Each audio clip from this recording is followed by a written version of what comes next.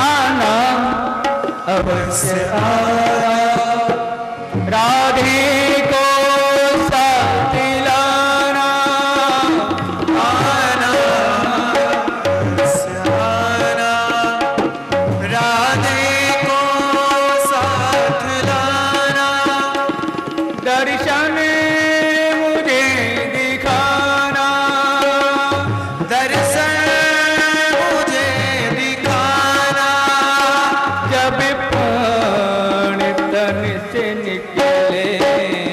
इतना तो करना स्वामी, जब प्राण तन से निकले, इतना तो करना स्वामी। सुधी होवे नहीं तन की, तैयारी हो गमन की, सुधि हो मेरा है तन की, तैयारी हो गमन की, लकड़ी हो ब्रज के बनी की, लकड़ी हो ब्रज के बन की, जब प्राण तन से निकले। इतना तो करना स्वामी, जब प्राण तन से निकले, इतना तो करना स्वामी। यह नेक सी अरज है, मानो तो क्या हरज है। यह नेक से अरज है, मानो तो क्या अरज है। कुछ आपका फर्ज है, कुछ आपका फर्ज है, जब प्राण तन से निकले। इतना तो करना स्वामी, जब प्राण तन से निकले, इतना तो करना स्वामी, जब प्राण तन से निकले, गोविंद नाम लेकर फिर प्राण तन से निकले, इतना तो करना स्वामी। हरि बोल, हरि बोल, हरि बोल, हरि बोल, हरि बोल, हरि बोल, हरि बोल, हरि बोल, हरि बोल, हरि बोल, हरि बोल, हरि बोल, हरि बोल, हरि बोल, हरि बोल, हरि बोल, हरि बोल, हरि बोल, हरि बोल, हरि बोल। इतना तो करना स्वामी, जब प्राण तन से निकले, गोविंद नाम लेकर फिर प्राण तन से निकले, इतना तो करना स्वामी। प्रार्थना में दैनिक प्रभु से करनी चाहिए। ये प्रभु, मेरा प्राण जब शरीर से निकले, आपका स्मरण मुझे बना रहे। अभी इस पितामह प्रभु से प्रार्थना करते हैं, हे प्रभु, मैं निष्पाप हूं, मैंने मेरे जीवन में आज तक कोई पाप नहीं किया, फिर मुझे ये बाण शैया पर सोने का दंड क्यों मिला? कौन से पाप की सजा मुझे दी गई? श्री कृष्ण कहते हैं, दादाजी आपने पाप तो कोई भी नहीं किया है, इसलिए तो आप इस समय मेरा दर्शन कर रहे हैं। वरना एक पापी व्यक्ति अंतिम समय में मेरा दर्शन नहीं कर सकता। आपने अपने जीवन में कोई पाप नहीं किया, इसलिए आप इस समय मेरा दर्शन कर रहे हैं, लेकिन आपकी आंखों ने पाप होते देखा है। भरी सभा में द्रौपदी को निवस्त्र किया जा रहा था, आप उस सभा में उपस्थित थे, आपने पाप होते देखा है, इसलिए आपको दंड दिया जा रहा है। इस शरीर से कोई पाप किया जावे उसी को पाप नहीं कहते हैं, बल्कि किसी दूसरे के पाप को देखना भी पाप है। किसी दूसरे के पाप को सुनना भी पाप है। किसी दूसरे के पाप का विचार करना भी पाप है। किसी दूसरे के पाप को किसी दूसरे से कहना भी पाप है। ये सभी पाप है। इसके बाद में विश्व पितामह श्री कृष्ण से प्रार्थना करते हैं, प्रभु मैं अपना मन और बुद्धि आपके श्री चरणों में अर्पण करता हूं। हे प्रभु, एक बार आप अपने मुख से यह कह दीजिए कि मैं आपका हूं। हम प्रभु से कहते हैं, हे प्रभु मैं आपका हूं। ये तो सहज बात है, ये तो साधारण बात है, लेकिन स्वयं प्रभु कहें कि तू मेरा है। हमारे कहने से क्या होता है? प्रभु कहें कि तू मेरा है।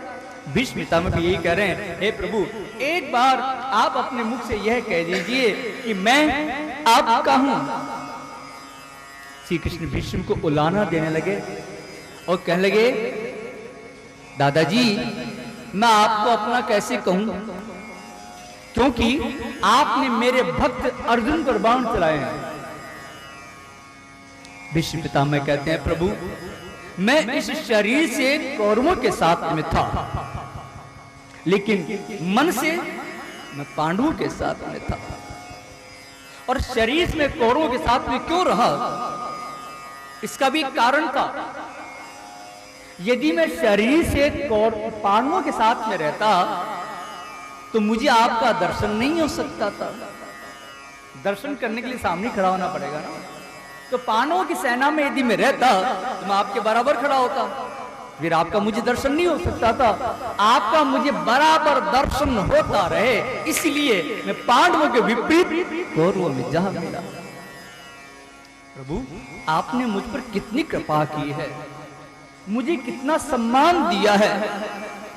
मेरी प्रतिज्ञा को रखने के लिए आपने अपनी प्रतिज्ञा तोड़ दी। महाभारत युद्ध से पहले श्री कृष्ण ने प्रतिज्ञा की थी कि मैं शस्त्र धारण नहीं करूंगा। तो भीष्म पितामह ने प्रतिज्ञा कर ली, मैं श्री कृष्ण का शस्त्र धारण करवा के रहूंगा। एक तरफ भगवान ने प्रतिज्ञा की, एक तरफ भक्त ने प्रतिज्ञा की। एक दिन भीष्म ने ऐसा भयंकर युद्ध किया, अर्जुन का रथ टूट गया, अर्जुन बेहोश हो गया, रथ के नीचे गिर पड़ा। लेकिन फिर भी भीष्म बराबर बाणों की बौछार करते रहे, उन्होंने बाण चलाना बंद नहीं किया। श्री कृष्ण सोचने लगे, ऐसे तो मेरा अर्जुन मर जाएगा। अतः रथ का पहिया अपने हाथ में लिया और दौड़ पड़े भीष्म की ओर। रथ का पहिया सुदर्शन चक्र के समान घूम रहा था। उस समय सभी ने श्री कृष्ण से प्रार्थना की, पक्ष विपक्ष दोनों तरफ के लोगों ने प्रभु से प्रार्थना की, प्रभु ये क्या कर रहे हैं आप? आपने प्रतिज्ञा की है, आप शस्त्र धारण नहीं करेंगे, आप अपनी प्रतिज्ञा क्यों तोड़ते हैं? श्री कृष्ण ने सबको एक तरफ हटा दिया और सबको डांट दिया, तुम्हें मालूम नहीं है मेरी प्रतिज्ञा क्या है? ठीक है, इस युद्ध से पहले मैंने प्रतिज्ञा की थी कि मैं शस्त्र धारण नहीं करूंगा, लेकिन युगों युगों पहले मैंने एक प्रतिज्ञा और कर रखी है। अपने भक्त की प्रतिज्ञा को रखने के लिए मैं अपनी प्रतिज्ञा को तोड़ दूंगा। आज मेरा भक्त चाहता है मैं शस्त्र धारण करूं, मैं अपनी प्रतिज्ञा को तोड़ता हूं। भक्तों की प्रतिज्ञा को रखने के लिए प्रभु अपनी प्रतिज्ञा को तोड़ देते हैं। इसके बाद में विष्णु ने श्री कृष्ण का दर्शन करते हुए अपने देह का त्याग किया। मनुष्य जीवन की अंतिम परीक्षा उसकी मृत्यु होती है। बहुत सी परीक्षाएं दी है जीवन में और आगे भी देते रहेंगे, लेकिन अभी अंतिम परीक्षा देना बाकी है, फाइनल एग्जाम। और जो फाइनल एग्जाम में पास होता है उसको डिग्री मिलती है। फर्स्ट ईयर पास करने पर ग्रेजुएशन डिग्री मिल जाती है? नहीं, फाइनल एग्जाम पास करने पर डिग्री मिलती है। और मनुष्य का फाइनल एग्जाम अभी बाकी है, तो क्या है? मृत्यु। और जिसने जीवन भर जिसका स्मरण किया होगा वो अंतिम परीक्षा के समय वही याद आएगा, निश्चित बात है। मृत्यु को सुधारना चाहते हो तो प्रतिपल को सुधारो, प्रतिक्षण को सुधारो। प्रतिपल प्रतिक्षण जो प्रभु का स्मरण करता है उसी की मृत्यु सुधरती है, उसी की मृत्यु उजागर होती है, उसी की मृत्यु मंगलमय होती है। वरना हमारे गोस्वामी तुलसीदास जी महाराज ने मानस में कह दिया है, जन्मे जन्मे मुनि जतन कराई, जन्म मुनि जतन कराई, जन्म जन्म मुनि जतन कराई, अंतरा में कहीं आवत नाही,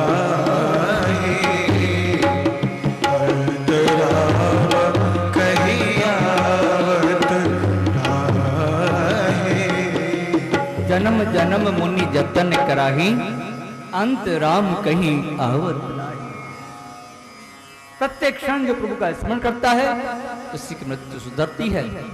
इसलिए मृत्यु को सुधारने का प्रयास आज से करना है, अभी से करना है, बल्कि इसी क्षण से करना है। युधिष्ठिर का राज तिलक करके श्री कृष्ण द्वारका पधारे। अगले अध्याय में परीक्षित महाराज के जन्म कथा का वर्णन आया।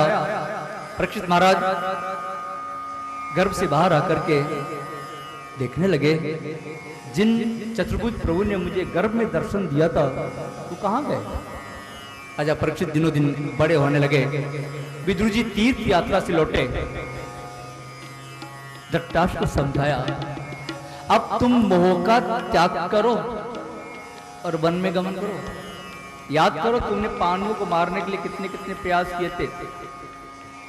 ये युधिष्ठिर तो धर्म के अवतार हैं, ये तो तुम्हारे अपकार का बदला भी उपकार से चुका रहे हैं।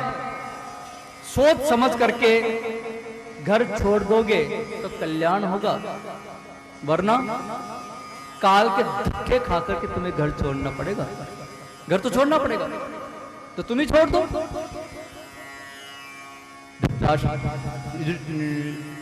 विदुर जी के साथ में रात्रि में महल का त्याग कर दिया। जब युधिष्ठिर को मालूम हुआ उन्हें बड़ा दुख हुआ। उसी समय नारद जी वहां आए और युधिष्ठिर को समझाने लगे, धृतराष्ट्र को तो अब सद्गति मिलने वाली है, अब तो तुम अपनी चिंता करो। 6 महीने बाद में कलयुग आने वाला है। विदुर जी धृतराष्ट्र को सावधान करने के लिए आए थे और मैं तुम्हें सावधान करने के लिए आया हूं। युधिष्ठिर भीम से कहते हैं, लगता है अब कलयुग ने मेरे राज्य में प्रवेश कर लिया है। कल मैंने एक लोहार को एक वस्तु बनाते हुए देखा। मैंने इस लोहार से पूछा, भैया ये क्या वस्तु बना रहे हो? लोहार कहने लगा, महाराज ये ताला है। आपके राज्य में अब चोरियां होने लग गई है, लोग अपने घरों पर ताले लगाने लग गए। 6 महीने पहले की बात है, एक बनिए ने एक ब्राह्मण को मकान बेचा था। उस मकान की खुदाई में सोना निकला, तो ब्राह्मण वो सोना लेकर के बनिए के पास में गया और कहने लगा, महाराज आपने मुझे वो मकान बेचा था, उस खुदाई में सोना निकला है, तो मकान आपका था, ये सोना आपका है। बनिया बोला, भैया मैंने तो तुझे मकान बेच दिया, अब इस सोने पर मेरा क्या अधिकार है? ये सोना तो तुम्हारा है। 6 महीने पहले की बात है। बनिया ब्राह्मण से कहता है कि सोना तुम्हारा है, ब्राह्मण बनिए से कहता है कि सोना आपका है। लेकिन आज 6 महीने बाद वो दोनों, वो बनिया और ब्राह्मण, उस सोने पर अपना अपना अधिकार जमाते हुए, अपना अपना पक्ष मजबूत करते हुए मेरे पास में। ये कलयुग का प्रभाव है। उस समय अर्जुन वहां आया, उसके मुख पर तेज नहीं था। युधिष्ठिर पूछते हैं, श्री कृष्ण ठीक से तो है ना? क्या बात है, तुम्हारे मुख पर तेज नहीं दिखाई दे रहा? अर्जुन कहने लगा, श्री कृष्ण सुधाम गमन कर गए हैं और मुझे यहीं अकेला छोड़ गए। उन्हीं के विरह से मैं दुखी हूं, उनके चले जाने पर मेरी सारी शक्ति भी चली गई है। भगवान के सुधाम गमन का समाचार, यदुवंश के विनाश का समाचार सुनकर के महाराज युधिष्ठिर ने परीक्षित को राज सिंहासन में बैठाया और स्वयं पांडव हिमालय की ओर प्रयाण कर गए हैं स्वर्गारोहण के लिए। अब महाराज परीक्षित धर्मारूढ़ होकर के प्रजा का पालन करने लगे। महाराज परीक्षित के आचार विचार धर्म शास्त्रों के अनुसार थे, अतः उनके राज्य में कली प्रवेश नहीं कर पा रहा था। जहाँ आचार विचार शुद्ध होवे, धर्म आचरण होवे, वहां कली प्रवेश नहीं कर सकता है। एक दिन महाराज परीक्षित दिग्विजय के लिए निकले। सरस्वती नदी के किनारे वहां उन्होंने देखा एक काला पुरुष लकड़ी से गाय को और बैल को पीट रहा है। गाय पृथ्वी का स्वरूप है और बैल धर्म का स्वरूप है। गाय रो रही है, कह रही है श्री कृष्ण इस पृथ्वी लोक से अपनी लीला समेट ली है, इसलिए सारा संसार कलयुग की कुदृष्टि का शिकार हो गया है। बैल धर्म का स्वरूप है। धर्म की मर्यादा का पालन होगा तो ज्ञान गंगा प्रकट होगी। शिवजी महाराज नंदी पर विराजमान रहते हैं, और नंदी कौन है? बैल। और बैल कौन है? धर्म का प्रतीक। तो शिवजी नंदी पर अर्थात धर्म पर आरूढ़ रहते हैं, इसलिए ज्ञान गंगा उनके सिर पर विराजमान रहती है। धर्म के 4 अंग हैं। बैल धर्म का रूप है, उसके भी 4 पैर हैं, सत्य, तप, पवित्रता और दया। इन चारों का योग ही धर्म है। राजा परीक्षित समझ गए ये काला पुरुष कली है। उन्होंने उसे मारने के लिए अपना धनुष बाण उठाया। उसी समय कली उनके चरणों में गिर पड़ा। अपनी शरण में आया समझ कर राजा परीक्षित ने कहा,